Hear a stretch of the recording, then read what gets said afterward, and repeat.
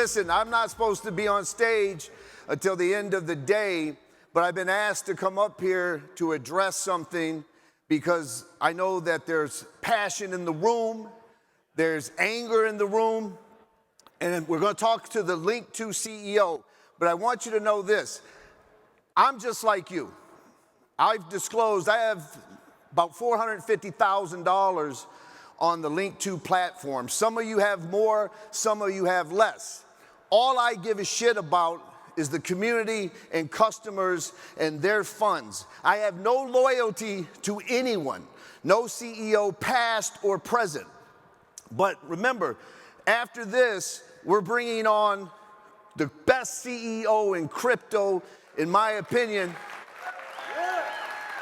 And it's not even close, and that's Brad Garlinghouse. So please, despite the passion, despite even legitimate anger, let's be professional. I'm going to get as many questions as I can with the CEO as possible, but let's do it the right way. Please don't make me get off the stage and whip that ass, all right?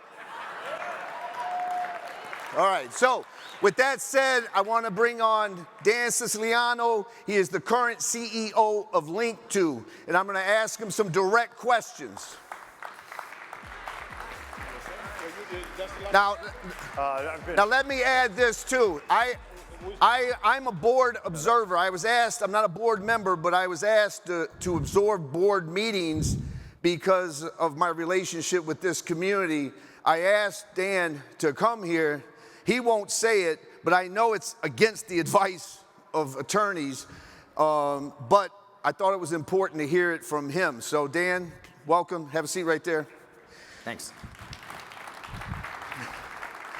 And we're not going to answer everybody's questions, right. But as you can imagine, there's a lot of people. I was here yesterday. At least 36 people came up to me, asking me about Linqto. So first, tell us who you are and when you started, and we're going to get into some direct questions because we only got like 17 minutes. Sure. Dan Sciliano, CEO of Linqto. I came in January of 2025.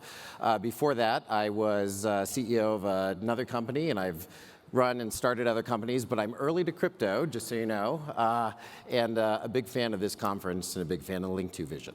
Okay. Now, you also work with Joe Grunfest. He and I have our debates, yeah. Okay. Yep. Now, let me ask you, I'm going to give you some advice, some free legal advice. All right. Okay? Get the That's good because I'm paying for all of it and none of it's... Get the lawyers out of your head. Yeah, all right. All right? No lawyers speak. Okay.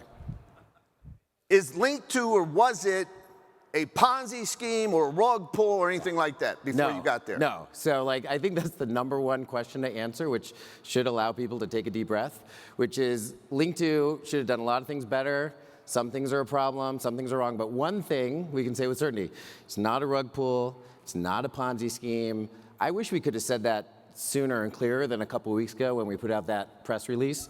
But you know, we had to hire a third party, we had to have them go through this process, and they checked to make sure that when people put money in, that money actually went to and was associated in some way with actual holdings, shares, units, or other of the things that we all care about. Ripple, first and foremost, but SpaceX and Anthropic and everything else.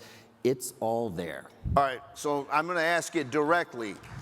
People who invested in, like me, yeah. Pre-IPO shares of Ripple, I have Kraken, I have Circle, BitPay, wow. and a couple others. You've done well. Well, my question is, on behalf of everyone there, I'm going to ask it from a customer's perspective, but it's coming from them.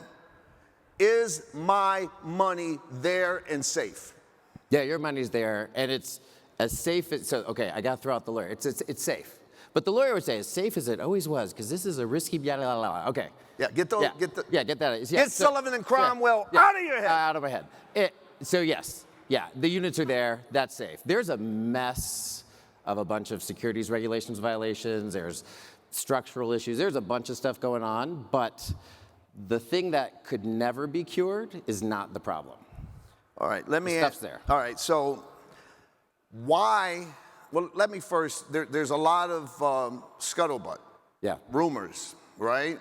So I'm going to ask you this. One of the theories out there, and I'll be honest, I thought it could be possible early on, is that you are a corporate raider and that you have come in here and you are going to drive it down and then you're going to buy it for pennies on a dollar and all that kind of stuff. So I want to ask you face to face, is that what you're doing? No. It was sort of a funny moment. I told this to my wife, and she laughed. And I said, well, she's like, oh, someone actually said that. I'm like, I don't know how to take that exactly, but okay. So the two choices at the moment are either skittish academic who panicked when the SEC wrote a nasty note, or corporate raider intent on driving down the value of Linqto so we can buy it for pennies on the dollar and magically sprinkle reputation dust and reinvigorate it overnight. Neither of those are correct. So no, definitely not. Not a corporate raider. Okay. I thought I was taking my dream job, just to be clear. Right. And why? Why was it a dream job? Because Linqto is the best idea ever, right? Like, if you are old enough to remember that you could get into early stage companies once they went public and they could go double and double and double and double and double, great. But if you invest now, you can't get into a company at that phase of growth. And so everyone who's average or even above average in terms of wealth and investing goals is locked out. We're locked out. We don't get a chance to experience the most phenomenal, innovative growth of the best companies in the world. And that's not fair. And that's why I love Linqto. I think it's a great idea to unlock for the average investor. Well, I mean, I'm a recovering finance professor, right? So, like, the efficient frontier is expanded. You get a lot more returns over time, diversified, better, more effective if you can invest in a wider set of things.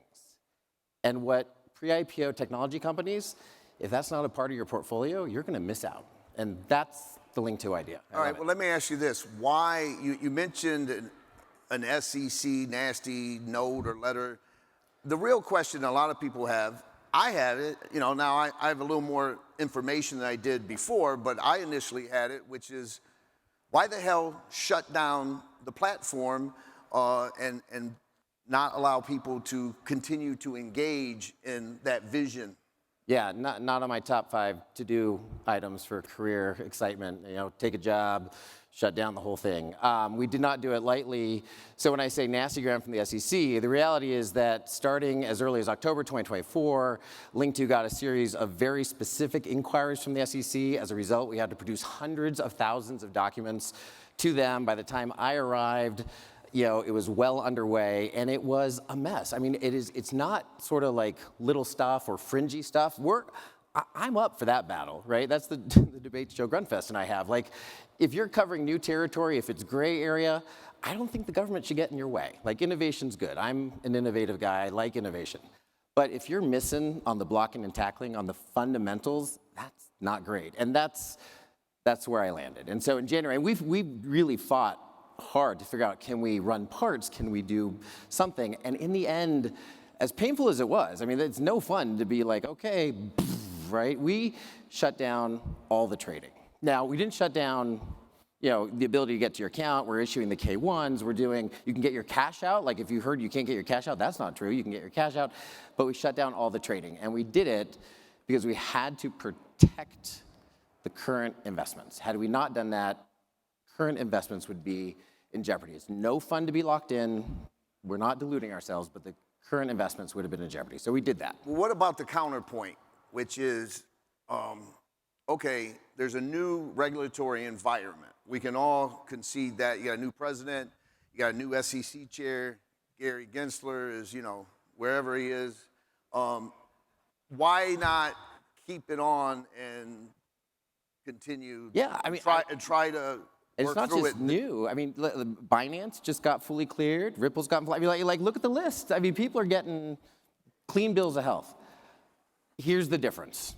If it's for something that's new, cutting edge, pushing the envelope, or just a gray area, because these laws were created 33, 34, 1940. They didn't anticipate any of what we have now. If it's because of that, that's a battle worth having. If, however, you don't screen for accredited investors, and you end up with a bunch of totally wonderful people who are unaccredited investors in your system, or you don't tell people what you should be telling them before they make the investment about pricing. I'm not talking about risk. I'm just talking about like pricing and stuff. That stuff you can't just shake off. that's blocking and tackling. That's right down the middle.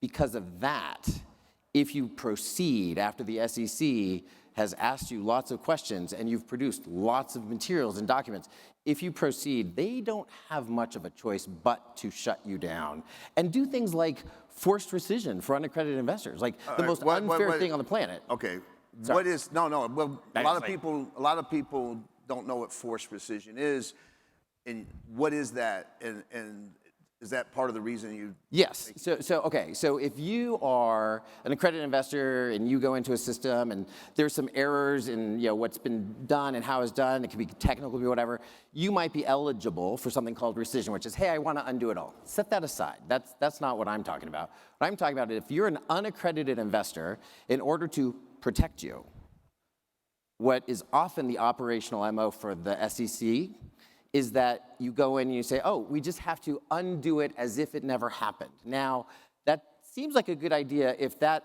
unaccredited investor was hurt, right? They bought something at 10 and it went to 1, and you know what? They should never have been enticed into that space, and so you should hand them their money back. I'm all for that. But what if they got in for 1 and it went to 10? We were talking about this earlier. You would think that there would be a clause that says, oh, no. Let them reap the rewards of their investment. No, it's not how it works. Forced rescission. All right, so let me undo it. Right, and so obviously the SEC, that's an example of the SEC protecting people from wealth. Well, and so we don't want to take that. Right. Yeah, okay. we don't want to take that risk, right? Like, and I don't want to prejudge. I don't want to prejudge the new SEC. I don't want to prejudge them, but I also do not want to gamble with people's hard-earned wins in this space. Like, I'm not willing to take that gamble until we know exactly what's going on. I know someone out there who may be an uncredited investor, hypothetically speaking, that's in that scenario, say with a company called Ripple, and there's an IPO and there's upside.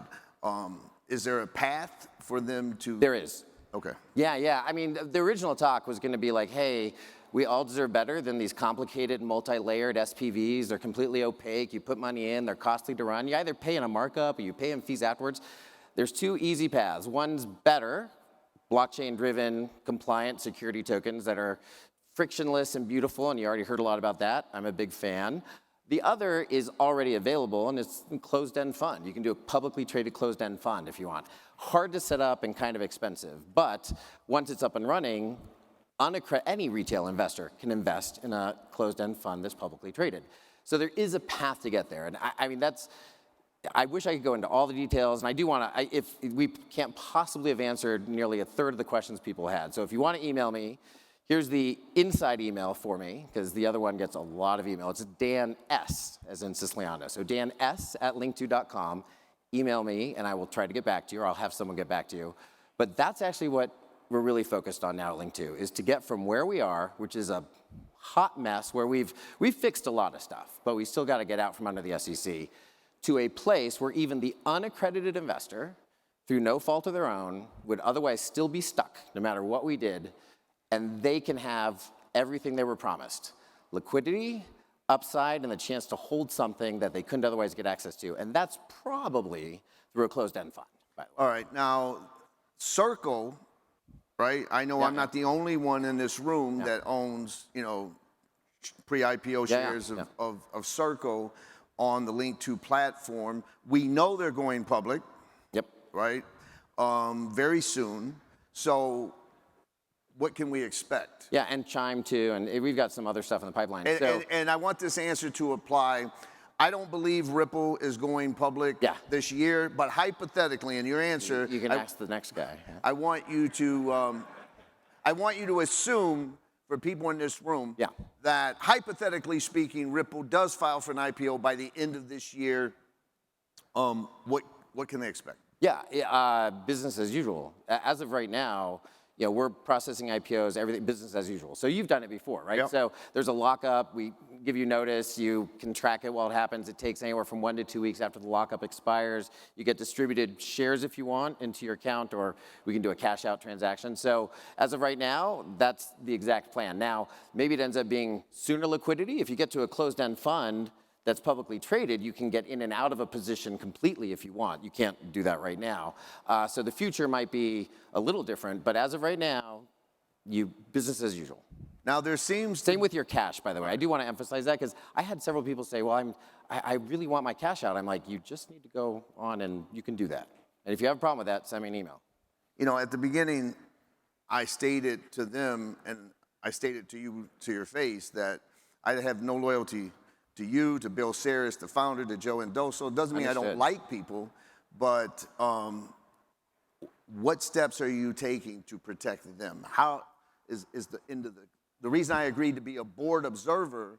I told you guys, at the end of the day, I don't care about Linqto and who's running the CEO. I just don't care, but I care about this community, and they want to know what steps are you doing to protect their interests. Yeah, so number one, priority number one, goal number one, because it's the only way a business is going to survive, is that the customers, the investors, get what they planned to get the bargain that they bargained for. And so that's the number one goal. And so we've taken a bunch of steps. We've brought in a couple of experts. We have hired, I did not know the entanglement that Sullivan Cromwell involved. I should have thought it through. I mean, I obviously know the saga. I followed your amicus filing with great interest. Sullivan Cromwell, I get it. It kind of presses a button. But let me assure you, the lawyers we have, it's not Jay Clayton, the lawyers we have are the best folks because they were under Trump 1. They were the head of enforcement, the head of fund enforcement. They know what's going on. So we've hired people to solve this problem. And we're putting everything we can on there. We're considering every option with the singular goal of getting the unit holders through this process as unscathed as possible and get what we promised them, which was the upside for the bets that they made, liquidity when it comes, or liquidity even sooner if we can provide it. Let me ask you, what is Linqto's future look like? Like, do you think the vision can still be accomplished? Yeah, okay, so my goal number one is not to misstep and hurt the industry, right? Like, so if any of us fumbles in a big way, it hurts the whole industry, which is bad for everyone. Secondly, I think there's a great future for Linqto. I really do. I hope that we'll fast forward 3, 6, 9 months and we'll look back and we'll be like, holy crap, that was a mess.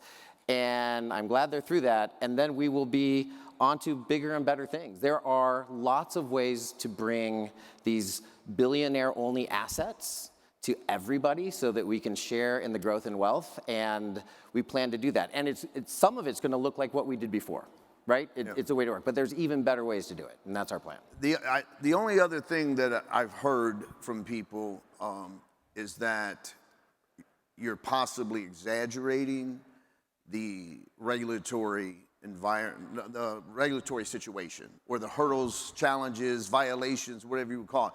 Is there more than one regulator involved? Yes. Okay, so. It's a fair question because it's like, Dan, why can't you show me something? Like, just show me a memo, show me a demand letter, show me a cease, show me anything, right? That's a very reasonable question. The SEC generally doesn't work that way. And as you know, and I think some people know, I mean, as you know, when you're in the mess of it, like the thing you're trying to do is to keep everyone calm so the ones with the real power don't go, right? And that's what we're trying to do. We're like, listen, we need to get to the end of this. We need to protect the investors. You use a calm voice and you don't do no sudden moves. And it will all come out, but we can't share all the details. And it's understandably frustrating, but it is not. Everything you've read, everything you've heard, none of it is an exaggeration at all. Okay, give your email one more time. We only have a minute plus. It's easy. They want to hear Brad Garninghouse. We're just the very weird warm up. Let them know. So Dan S. So DANS at Linqto.com. So Dan S at Linqto.com. All right, thank you. Hey, thanks.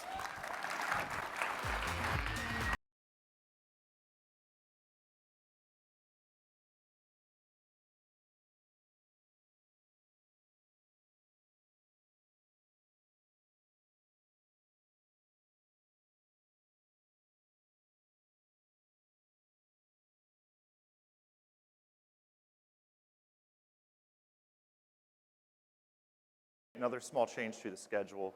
Please welcome Eleanor Terrett and Dr. Chris Brummer.